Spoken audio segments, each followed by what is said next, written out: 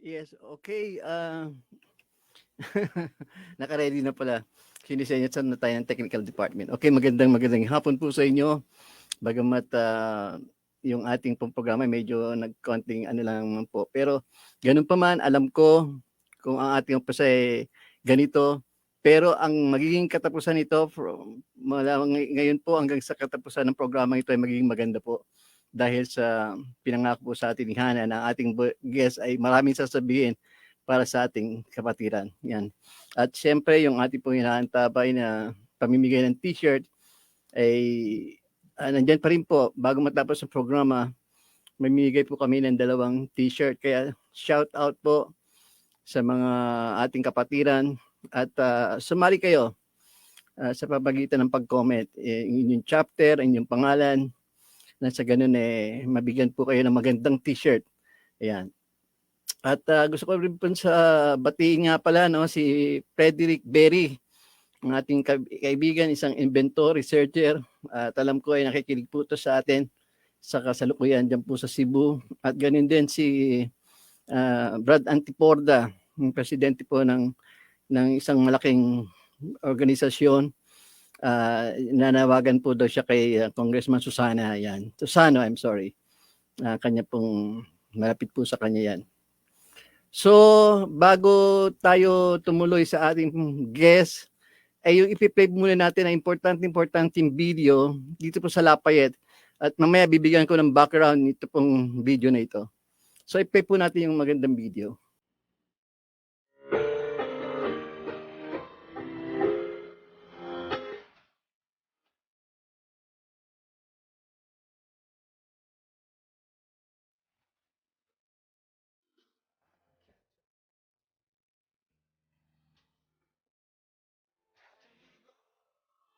Have a lot more time.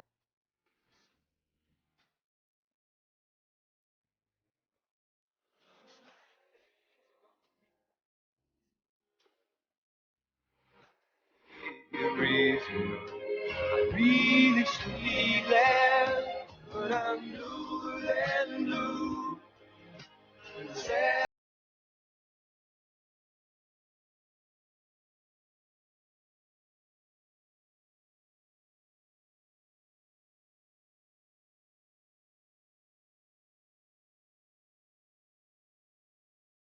And blue.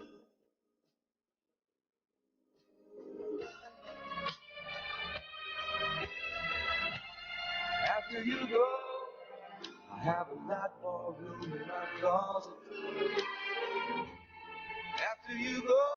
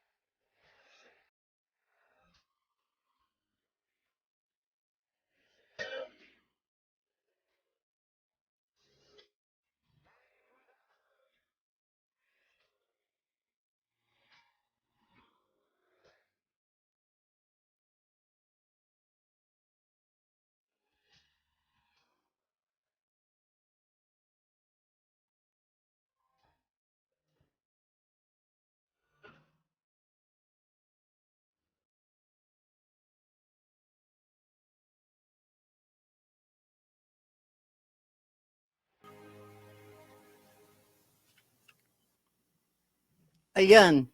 Bluer than blue. Ang galing ha, ang galing ng background ha. Tama-tama dun sa pinakita ng mga video. At ginawa ng magandang background ni Hana. Or yung ating technical department pala yung gumawa. Ang galing, bagay na bagay. habang pinapanood ko yung video, pinapakinggan ko yung magandang background. Dahil paborito ko yan yung kantang yan. Well, ang gusto ko lang sabihin na bago natin pasok ang ating pong guest, bigbigay ko ng konting komentaryo dyan po sa Lafayette. Alam naman po ng ating kapatiran, no, na pag sinabing Lafayette College, diyan po itinatag ang fraternity Alpha Pi Omega, na kung saan nung panahon namin kami mga 70s, talaga, or sometimes yung iba naman sabihin natin mga 80s din po, hindi ko alam kung 90s, basta ang alam ko sa 70s and 80s nagdaan po tayo sa mga paddle ng Alpha Pi Omega, sapagkat ang ating founding fathers ay puro Apo, yung apat pong founding fathers. Kaya pag sinabing Lafayette College, talagang nakakonekta na po yan sa salitang Alpha Pi Omega, sapagkat dyan nga, sabi ko nga, dyan na itatag ang Apo. Ang komentaryo ko lang yung Lafayette College, napasok ng ating mga kapatid sa SRB. Parang dinaig pa nila yung ibang mga Apo, sapagkat maraming Apo sa Pilipinas. Siyempre, kung meron silang pagkakataon, mapasok yung Lafayette College, siguro ko konti lang po yung nagkaroon na ganung pagkataon. Samantalang yung mga brad na pinakita, talagang napasok po nila yung Lafayette College. Yun po siguro magandang komentaryo dyan. No? Ewan ko, paano napasok nila brother Jojo Kiawit yung Lafayette College? Kung ano man paraan siguro through providence na rin po. No? Talagang binigyan sila ng pagkakataon. Yan, masilip at yun nga, magpalitrato at magpa-video diyan po sa Lafayette College. At narito na po ang ating guest. Ipapasok na po natin. Ready na ba? Okay. Ayan, si Alain pala muna yung ating magiging makakapanayam. Alain, sige, bigyan mo ng background ng ating guest. Magandang hapon sa'yo, Alain. Magandang hapon ulit sa inyo, Otto Ronnie, sa lahat ng mga kapatid natin na nakikinig sa programa. Ito na naman, nandito na naman ako. Pinapaalala ko lang po, malapit na yung National Convention ng SRB sa December 2 to 5 sa may Pangasinan. Nanawagan lang ako na sana maging maayos at tama, itigil na natin yung mga anumang bagay na hindi maganda at ikakasira ng ating kapatiran. Siguro magkaayos na lang tayo. Mm-hmm. Kung sino yung manalo, supportahan natin. Ganun lang kasimple. Sige, maganda yan. Baka may dagdag pa. Magandang ano rin yan, Brad Alain, no? Kapag hindi biro yung event na yan, importante yan sa ating kapatiran. Sapagkat dyan sige, magbabalangka sila ng tapos na talagang gagawin sa atin. Diyan sa convention na yan. Kaya hindi yan basta-basta happenings lang, event, sama-sama, get together, hindi yan. Mas malalim pa.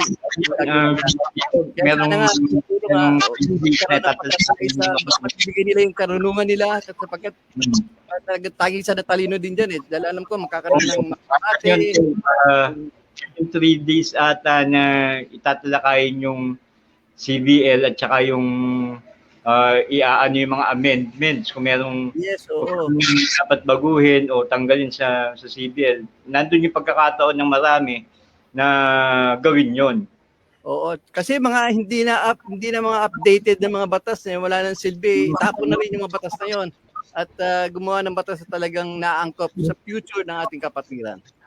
Pero ano yan ika nga yung election na magaganap dun sa sa buong kapatiran natin nasyonal,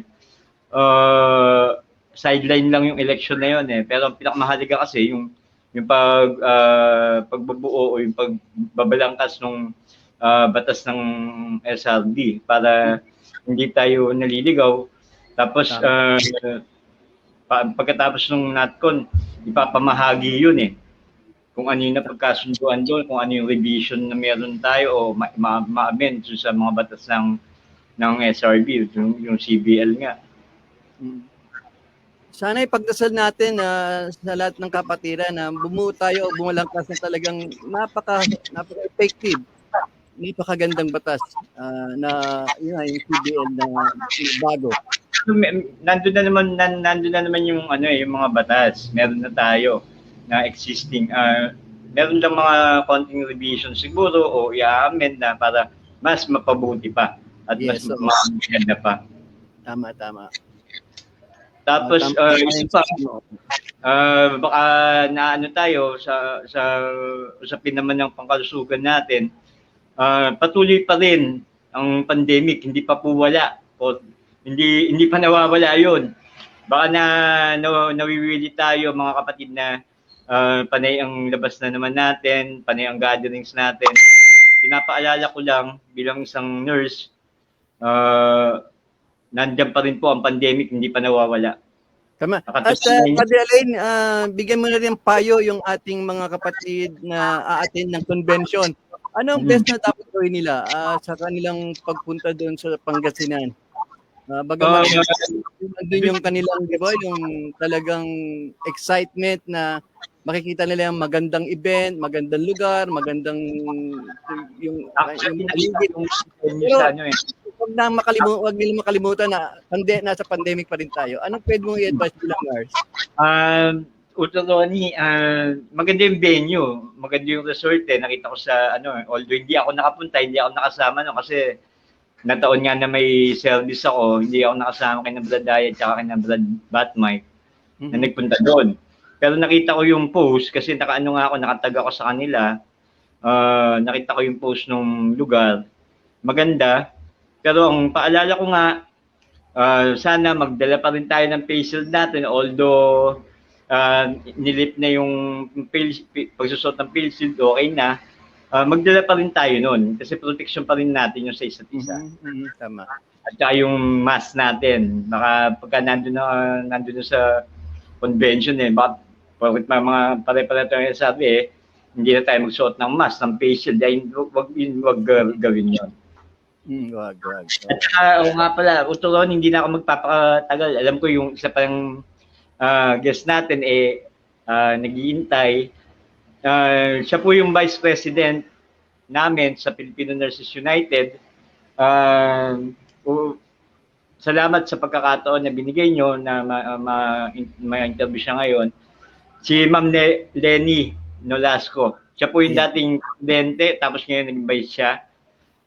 Patuloy pa rin po na nakikipaglaban kami sa usapin ng pangkalusugan, hindi lang dito sa Manila, kundi sa buong bansa. Sige, gusto na rin ng kapatiran na mapakinggan yung si Lenny.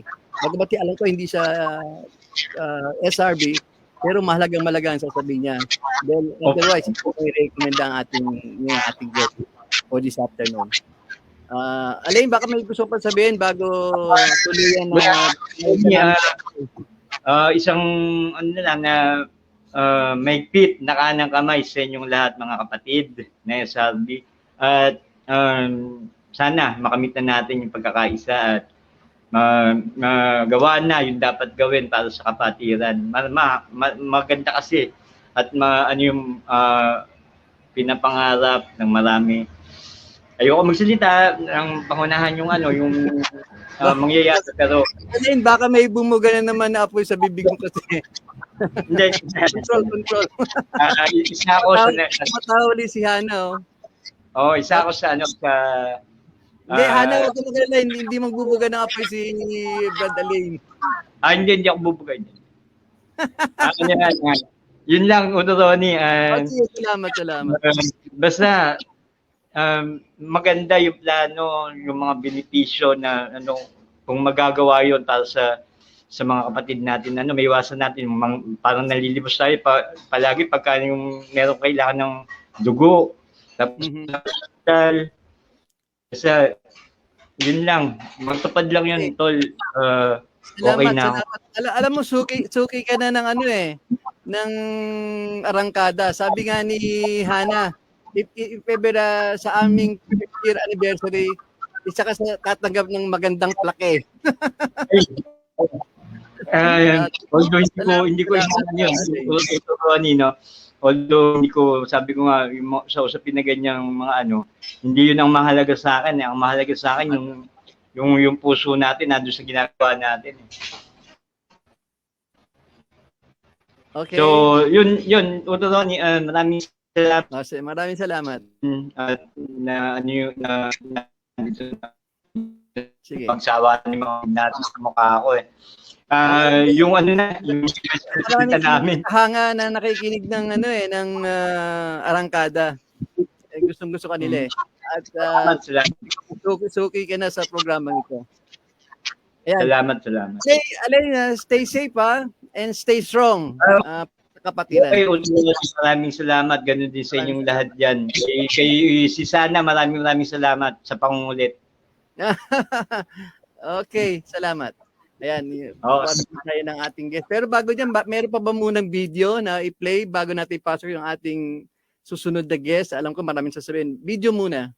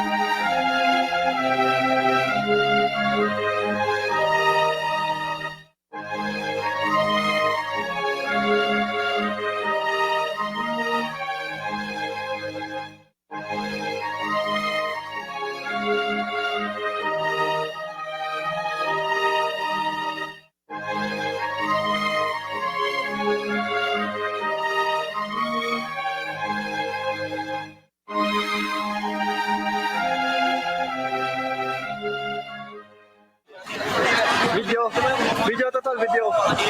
Video ba yan? Oo. Yan, naka-video. Video yan, ha? Kasi, Tapos na.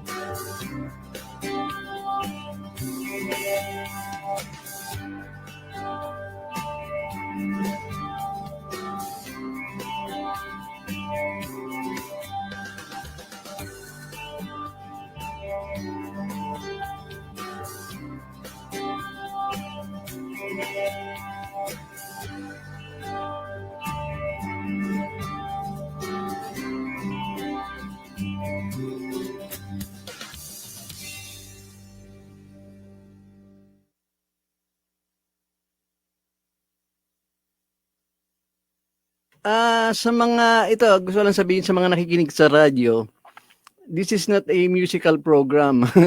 Yung habang naririnig yung tugtog na yun, ang binibigyan po namin ng daan, yung maganda po namin video para po sa benefit ng mga nanonood sa YouTube at saka sa Facebook.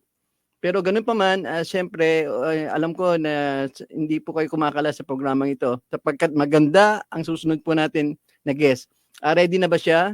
Ang ating guest? Okay, papasok na po natin. Yan, ayan na, nakikita na natin si Ma'am Lenny Nolasco. Ma'am Lenny, magandang hapon sa iyo. Magandang hapon, Brad Ronnie, at Po. isang mainit rin na pagbati sa mga taga-subaybay ng inyong programa sa ilalim ng kapatiran ng SRB Yes. o Scouts Royal Brotherhood, National Service Fraternity and Sorority. Nagpapasalamat po kami kasama ng aking mga kapwa health workers sa pagkakataong maipakilala ang aming party list, ang Nurses United Party List. Special mention po namin si Alain Laino, yung magiting at masipag naming kapwa nurse at miyembro rin ng aming samahan sa pag-facilitate nitong guesting na ito sa inyong programa. So, magandang araw po, magandang hapon sa lahat at gusto ko na po sanang ipakilala ang aming samahan, ang Nurses United Party List. Yes, ma'am. Kami nagagalak sapagkat ang guest namin ngayon ay isa sa mga marami natin mga kabayan, mga frontliners. So, sa panahon ngayon talaga ang tunay na bayani ng ating bayan, ang mga frontliners na katulad ninyo, Ma'am Lenny. Ayan. So Ma'am Lenny, Okay. siguro kasama na po natin ang ating pagpalitan ng ating ng mga yung pananaw po ninyo sa mga nangyayari, yung mga gusto niyong insight, sasabihin sa amin. Ano muna ang inyong opening statement tungkol sa nangyayari sa ating bayan, lalo-lalo na sa inyong mga nurses, na kung ano man ang pakikitungo ng gobyerno kasalukuyan sa inyo? Sa mahabang panahon kasi, Brother Ronnie, ang mga nurses at iba pang health workers, bagamat sila ay nagbibigay ng halagang serbisyo sa bayan, ang pakiramdam namin ay hindi sila talagang nabibigyan ng halaga. No? Marami sa atin, may mga kamag-anak tayong nurses, meron tayong mga kamag-anak na health workers. Alam natin na ang problema nila sa mahabang panahon ay ang mababang sahod at mahirap na gawaing paggawa. Ang mga nurses po ay sumasahod ng hindi sapat, no? Kahit pa 2002 meron ng batas o yung nursing law na nagsasabi na ang sahod dapat ng isang nurse ay hindi bababa sa salary grade 15 o 32,000 na entry level at that time, no? Subalit inabot 'yon ng 18 taon at noon lang December 2020 at 2019 kung saan nagdesisyon ang Supreme Court na dapat at makatarungan na ibigay nga sa mga nurses ang matagal na nilang dapat natatanggap na salary grade 15 o yung 32,000 entry salary. Subalit ganun pa man, sa mahabang panahon nga, napakababa ng sahod ng mga nurses at yung mga kasamahan pa natin sa pribadong sektor, ang kanilang sahod ay minimum wage lang. Ibig sabihin, kahit na sila professional, nagsunog ng kilay at naghirap sa kanilang kurso bilang nurses, ay ang kanilang sahod ay hindi tataas ng 525 pesos per day or 11,000 kung ipinapatupad ang batas at kung hindi naman ang average ay 8,000 to 10,000.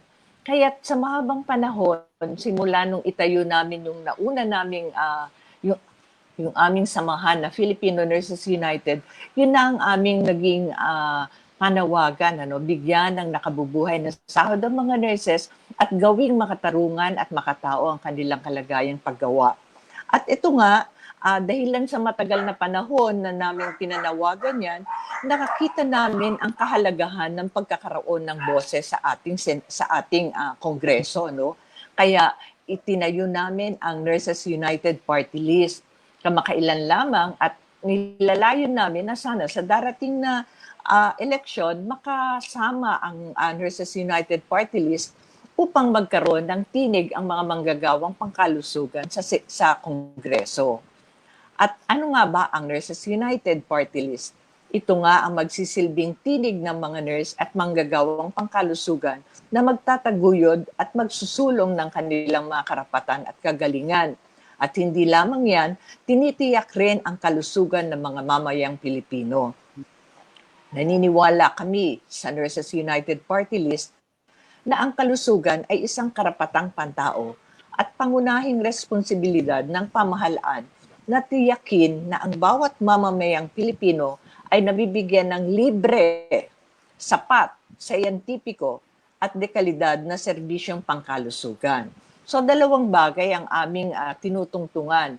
Ang kagalingan ng ating mga health workers, ang gagawang pangkalusugan, at ang proteksyon at ang kalusugan ng ating mga mamamayan. So yung dalawa ang tinutungtungan ng Nurses United. Kaya't mahalaga na iniengganyo natin ang publiko, ang lahat ng mamamayan na suportahan ang Nurses United. Kasi ang magandang kalusugan, ang pinakamalaking puhunan ng upang magkaroon ng isang masayang pamilya at malusog na pamayanan. Alam natin naman na sa panahon ng lalong-lalo na ngayon, ang ating mga mamamayan ay talagang nagkakasakit at pag nagkasakit ay hindi na sila makapagtrabaho at hindi na sila makakabuhay ng disente para sa kanilang pamilya.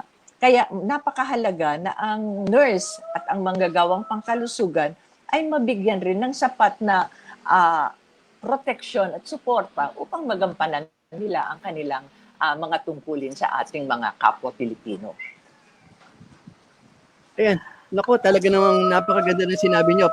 Pero bago natin himayin yung sa part ng mga pagkukulang na ginagawa sa inyo ng ating kasalukuyang gobyerno, sa part naman po ninyo ng inyong samahan, parang gusto ko lang din malaman, paano pa natin parang binibigyan ng higit pa na parang sa ganun talagang aangat din yung katayuan ng ating mga nurses kumpara sa ibang mga sektor. Ibig sabihin meron po ba kayong ginagawang parang enrichment sa inyo pong kunyari sa kanilang pag-aaral na lalo pang tumibay yung kanilang mga nalalaman? Meron po bang ganun? Mahalaga po yun. Oo, mahalaga po yun na may oportunidad sila na i-improve ang kanilang skills, no, para umangat sila sa kanilang profesyon. Subalit mas mahalaga rin po doon na maorganisa sila para malaman nila ang kanilang mga karapatan. Kasi sa mahabang panahon, ang tingin lang sa mga nurses mga tahimik, hindi umiimik. Sobrang trabaho na lang kahit na sila'y naaapakan na. Mahalaga na magsalita sila at maipakita nila na sila ay may karapatan rin na mabuhay ng disente. At sa mahabang panahon nga, tahimik lang sila at natutunan rin nilang magsalita para sa kanilang sarili. At dahilan doon, talagang napupukaw yung ating publiko, napupukaw ang ating mga tagagawa ng mga batas, no? At ang ating mga national government, ang DOH na, teka, nagsasalita na ang mga nurses. Kaya kailangan na natin silang pakinggan.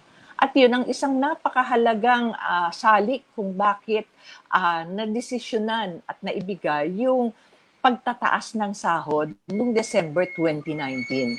Kasi talagang puspusan na ang sukdulan na ang hinaing ng mga nurses. Kaya hindi na rin napigilan na mapakinggan at mabigyan ng resolusyon ang kanilang matagal ng panawagan. Kaya, pero Ma'am Lenny, napapansin ng mga maraming ating mga kababayan, no, na para bang yung ating Department of Health, lalo na sa pangunguna ni Secretary Duque, parang hindi siya support sa ginagawa ninyong yung inyong tinig ay talagang pinapalakas ninyo. Nagrarally kayo. Minsan nga, nagko-comment sila na sa panahon ng oras na dapat nandun kayo sa loob ng hospital, nasa labas daw kayo ng hospital at nagrarally. Paano nyo sasagutin yung mga namumuno dyan sa Department of Health na parang minsan kumukontra pa sa inyong advokasya? Ang sinasabi lang namin, hindi kami makakagawa ng mabuti, hindi ka makakabigay ng serbisyong sapat kung pati kami mismo, ang ating mga frontliners ay hirap at pagod. Kaya talagang nararapat lamang na ibigay ng ating pamahalaan yung tama at nasa batas. Wala namang hinihingi ang mga health workers na lampas sa sinabi ng batas, tulad na lang ng sahod. Kung tutuusin mo, hindi nga sapat yung bibigay na salary grade 15 sa klase ng serbisyong binibigay. Buhay at kamatayan ang pinag-uusapan natin dito. Hindi naman tayo nakaupo lang, di ba?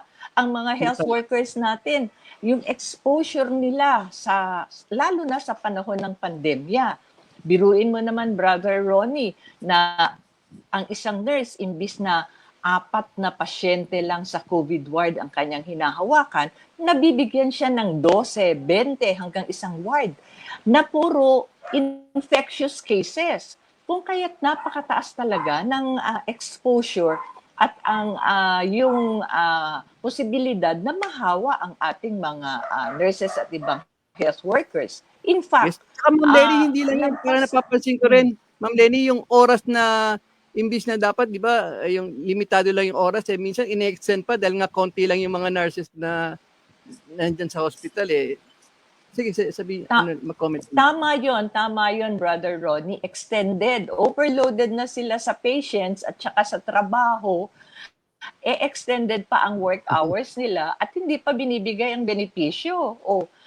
Saan ka naman, nag-overtime, overtawad. Tapos yung mga risk allowance, yung mga meal, accommodation and transportation, yung hazard pay, yung life insurance, kailangan pang magbeg, kailangan pang 'di ba? Kailangan pang humingi. Eh Diyos ko mio, ikaw ang mailagay doon tapos naka-PPE ka pa. Hindi ka makahinga ng sapat. Yung sinasabi nga ng iba, kailangan pa bang mag-diaper kasi hindi naman sila makapunta ng CR habang sila nagjo-duty. Kasi tatanggalin mo yung PPE mo, yung personal protective equipment mo. Ganon katindi yung dinaranas ng ating mga health workers. At yun ang sinasabi namin, hindi kami humihingi ng hindi may impact rin sa kalidad ng serbisyong binibigay sa ating mga pasyente at saka sa mamamayan. Kasi bago pa man nangyari itong pandemya na to, Brother Ronnie, ang laki na ng problema natin sa pangkalusugan. Oo nga, nakakalungkot yung mga napapakinggan namin at sinasabi nyo. Yung iba, ngayon, parang iba, hindi nila kalain na ganyan na nangyayari sa inyo. Kaya nga, maganda itong pagkakataon sa aming programa. Bagamat ang programa ito mostly nakatutok sa usaping kapatiran. Pero ngayon talagang sasabihin ko na hindi dapat natin hayaan na ang magsalita, harangin yung pagsasalita ni Ma'am Lenny sapagkat nabubuksan po ang aming kaisipan dahil kung wala po sa inyo yung mga frontliner siguro lahat tayo dito sa Pilipinas talagang lugmok na rin, ganun. Pero ngayon, Ma'am Lenny, nabalitaan ko kay Brad Alain na kayo ay tumungo sa Senate. Ikwento nyo at ano ba yung mga pinaglalaban nyo dyan mismo sa Senate? Alam natin nakikinig ang Senate sa atin. Sa panahon kasi ngayon, yung health budget o yung budget pangkalusugan, yun ang isa sa mga plataforma na isinusulong ng Nurses United, no? Kasi alam naman natin na kulang-kulang ang mga pasilidad, mga gamit at gamot sa ating mga pampublikong ospital. Kaya't ang ating mga kababayan ay walang mapuntahan. Kung nagkakasakit sila, 7 sa 10 natin mga kababayan hindi nakakakita ng doktor o nakakakuha man lamang ng medical attention dahil nga sa kulang ang ating mga manggagawang pangkalusugan, lalong-lalo na sa mga remote na areas. Kaya yung aming panawagan, 10 ng aking kasamahan sa health sector, ay dapat na itaas ang budget pangkalusugan para maging angkop at maging tama, adequate sa mga pangangailangan ng mga kababayan nating nagdarahop. Lalong-lalo na ngayon, nakita natin na ang pinaka-apektado ay yung mga mahihirap, no? Nakita natin na sa surge ng pandemya, sila yung nagkakamatayan. Maaring hindi pa sila nare-report, no? Mas malaki pa doon sa bilang na inire-report at nakikita natin na nandun na lang sila sa mga tents sa mga labas ng ospital, no? At hindi maka-access sa mga gamot at kahit na oxygen kasi kulang-kulang ang ating gamit. At yun ang sinasabi natin na mahalaga na dagdagan yung budget pangkalusugan para sa panahon ng pandemya at hindi man sa panahon ng pandemya may mapupuntahan ng ating mga kababayan. Hindi na nga nila ma-afford o hindi na nga nila makayang mapakain ng kanilang mga pamilya ng disente o 3 beses isang araw. Tapos pag nagkasakit pa sila, hindi sila siguradong gagaling o makakakuha ng gamot. Kaya yun ang ating sinasabi na talagang kulang na kulang ang ating budget o pondo. At ngayon nga, yung ating PhilHealth, dun sa inilalaan na pondo pang kalusugan, malaking bahagi pa nun ang pupunta sa PhilHealth na isang insurance. Alam ba natin na pag hindi ka miyembro ng PhilHealth, hindi ka makaka-access hindi ka tatanggapin sa ospital. Ako, naranasan ko yan. Although, syempre, hindi naman, sabi nila, no balance billing, no? Pero hindi totoo yan. Napakaliki pa rin ng gagastusin mo. Kasi kung kahit na pa man matanggap ang isang pasyente sa ospital, malalaman mo na lang na wala palang gamot doon. Wala pala yung mga procedures. So mapipwersa ka na lumabas para bumili ng gamot.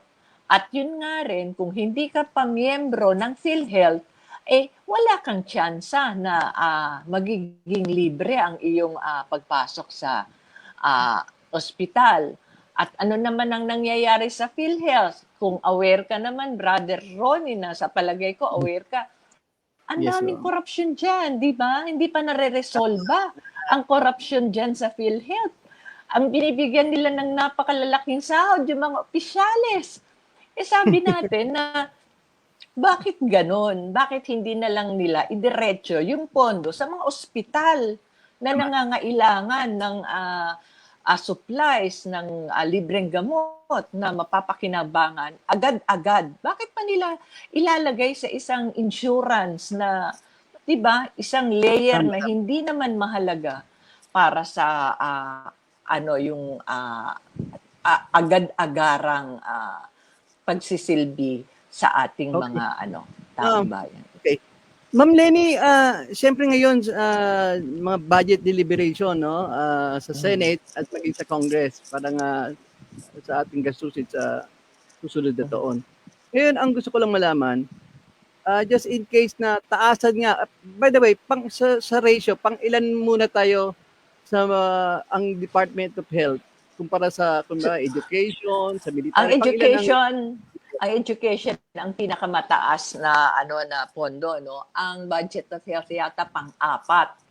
Pero okay, ang namin naman diyan, ang aming obserbasyon naman diyan, bagamat pang-apat sa pinakamalaking mapupondohan ang Department of Health, malaking ngang porsyento niyan ay mapupunta sa PhilHealth, hindi yun. naman sa Yun ang tanong ko ngayon, diretsong Lenny.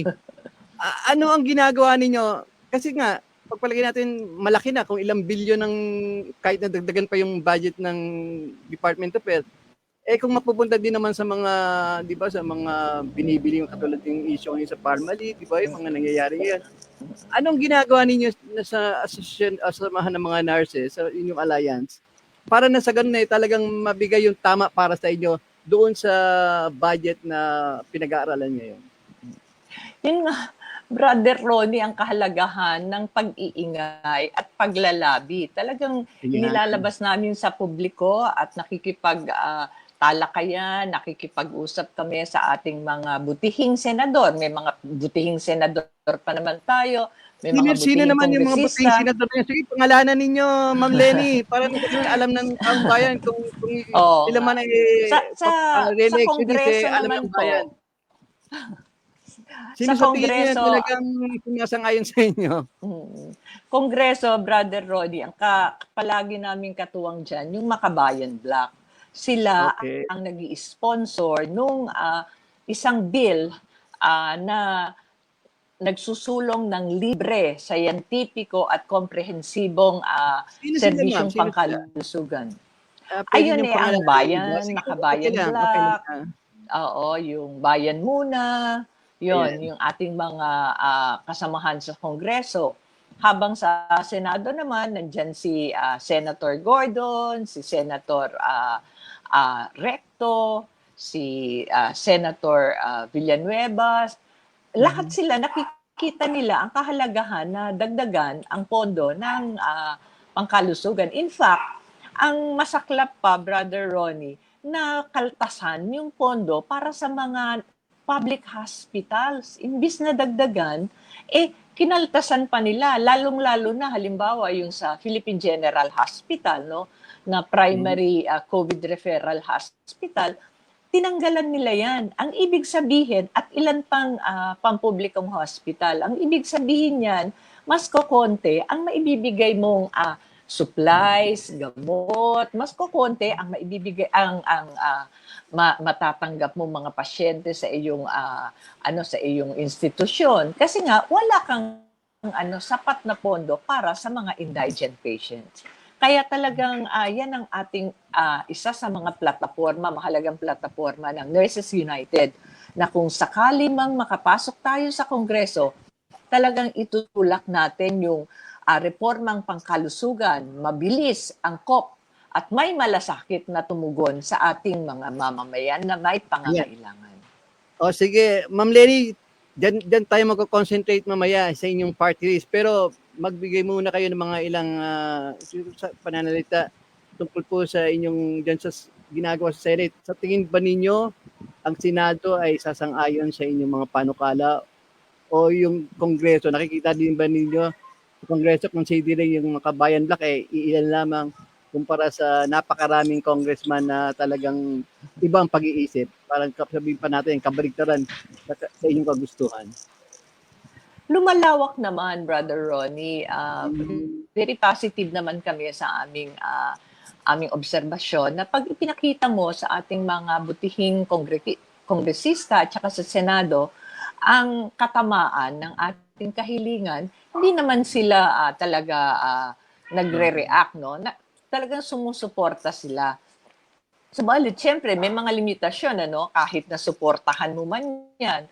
Kung yung implementasyon, yung nangan sinasabi natin, batas na, hindi pa maipatupad, talagang ang role ng mga taong bayan at ng mga grupong tulad ng Nurses United ay talagang pukpukin ng ating pamahalaan, di ba? Yan, kung hindi lumabas yung mga panawagan na anti-corruption, lalabas ba yan issue ng Pharmaly? Diba? Hindi lalabas yan. So, ano rin yan, isang naging resulta ng pagiging vigilant at mapagmatsyag ng ating mga kasamahan. Ma'am, ganito ang tanong ko ngayon. Sinasabi mo yung Nurses United. How united are your group? Sa tingin nyo ba, sa palagay ko, parang sapat na talaga or nakikita nyo, hindi yung iba yung mga kapwa nyo nurse, parang tahimik pa rin hanggang ngayon?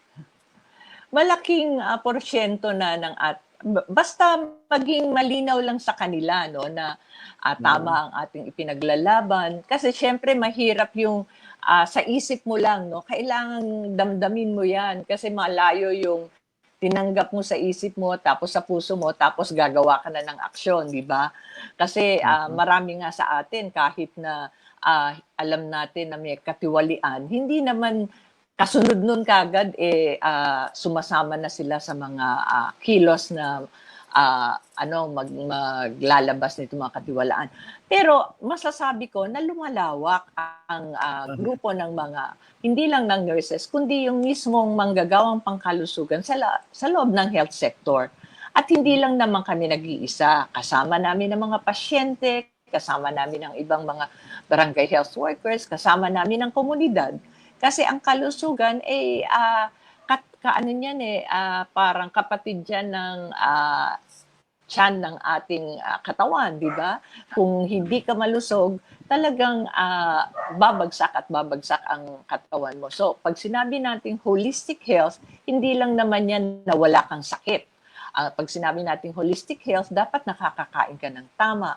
Dapat meron kang probisyon sa tubig, sa iyong tamang tirahan, hindi kayo nagsisiksikan, hindi lang kayo nasa congested na lugar. Dapat pag sinabi nating holistic health, meron ka ring resources, Pag nagkasakit ka, meron kang pupuntahan. So, hindi lamang pag sinabi nating health ay yung kawalan mo ng sakit. Dapat yung lahat ng bagay na magdudulot ng mabuting kalusugan ay present sa pangkalahatan. Kaya, pag sinabi nating health, siguro, Ma'am Lenny, kasama na rin dyan yung spiritual health, di ba? Part na rin yan ng... Yes, lahat. Mental health. Spiritual health. Tama. Okay, since siyempre sasaba kayo sa party by this time, ano ang status ng inyong party sapagkat alam ko mayroong mga nagmo-motion for reconsideration dahil may mga hindi pa nabigyan ng registration. Ano bang status ng inyong nabigyan na po ba kayo ng registration ng COMELEC? Dahil alam natin yun ang COMELEC, masaklap. Opo, yun ang masaklap, Brother Ronnie. Hanggang ngayon naghihintay rin kami. Naghihintay pa rin kami ng go signal. Nakabinbin. COMELEC sa inyo? Kasi yung iba, hinihigpitan ng COMELEC Kumbaga, pag inyong category di ba, ginagawa regional, tapos sasabihin nila, dapat kayo, multisectoral, ganun. Parang hinahanapan ng butos lagi ng COMELEC para na sa ganun siyempre, makiusap kayo sa kanila.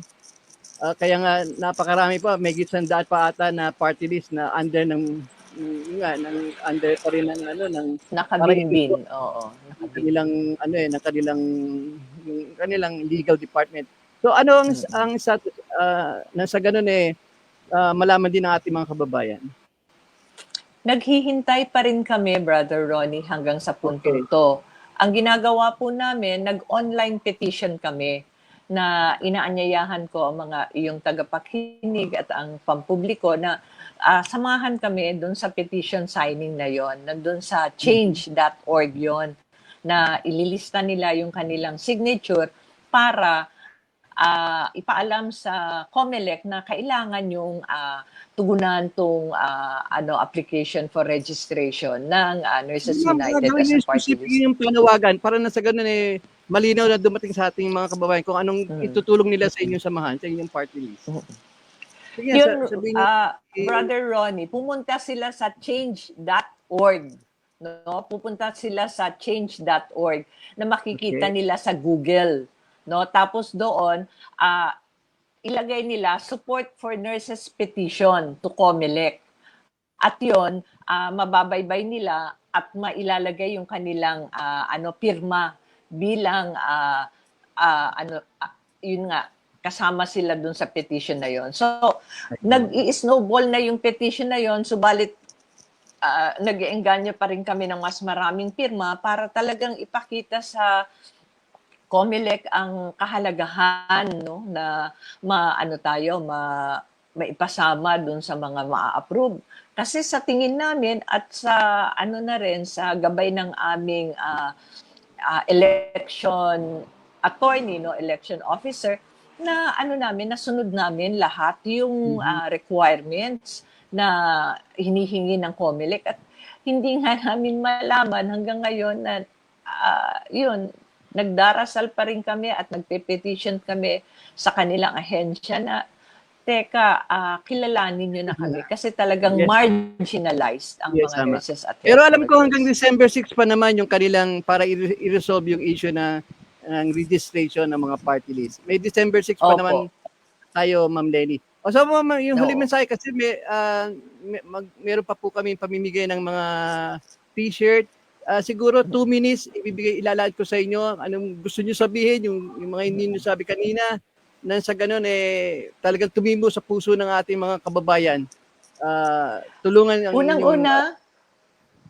Unang-una, Brother Ronnie, yun ngang pagsama nila dun sa petition signing. Pumunta sila dun sa Google, tapos makikita nila yung change.org. Si kapatid na Alain Laino ay aming porsigido na nagsusulisit ng mga petition, no?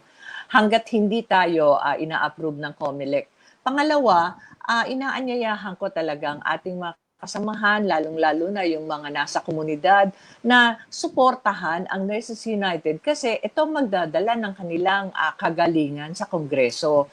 Sa ngayon, nakikita natin na kulang ang ating tinig, no? Ang ating mga batas ay hindi lahat nakaayon sa pangangailangan ng mga mahihirap nating kasamahan. Kaya ito dito papasok ang Nurses United na kung papalarin at kung papayagan ay tayo ang magdadala ng proteksyon, ng kagalingan at ng pag-unlad ng ating mga samahan ng mga health workers, gayon din ng ating mga kababayang nagdaraho. Yes. Ma'am, wag po kayo mag-alala sapagkat from time to time uulitin po namin yung inyong mga panawagan, lalo na yung parang sa ganun sumali yung ating mga kababayan. Sa petitions ulitin namin yan. Brother Ron. Talaga, si Alain ay mahal namin, Brad namin mahal rin namin yan. Alain. Ma'am, sige, huling pahipyaw na panalita na lang, yung parang pagpapaalam na gusto niyo sabihin, sige, bago natin talaga Maraming salamat. Ng ating pag-uusap. Maraming salamat, Brother Ronnie, at sa kapatiran nyo. Sama-sama tayo dito sa laban na ito. Yes, maraming salamat, Ma'am Lenny Nolasco.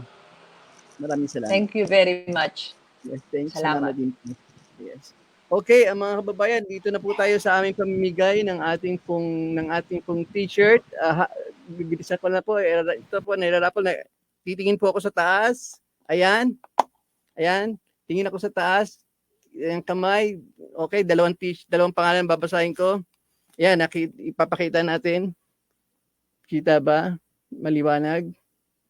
Ayan. Ito babae, Mercy Nino ng Omega P. Mercy Nino ng Omega P. Ayan. Okay, taas ang kamay, tingin sa taas, bunot ng isa. Ito, papakita natin sa malapitan sa screen. Ayan, walang apelyido, parang walang apelyido. Ayan. Kita ba? Ayan. Ronski ng Rossi uli. Tama ba ako na pagbasa ng Rossi o Roxy? Hana? Rossi. Ayan, yan, ng Rossi. Okay, yan po yung dalawa, si Ronski at saka si Mercy Nino ng Omega P. Ayan po, wala na pong ganong oras at siyempre, katulad po sa pagtatapos ng ating programa, pinapasalamatan ko si Sister Hana. Naku, malaking bagay ang ginagawa ni Sister Hana. Sister Sakura, at syempre, walang programang ito kung wala po ang taong ito. Si Brother Jojo Kiawit, aka Kadomeng. Ito po ang inyong lingkod. Maraming salamat. Ronnie Akal. At muli po, susunod na Martes sa ating pamprogramang Arangkada Kapatiran.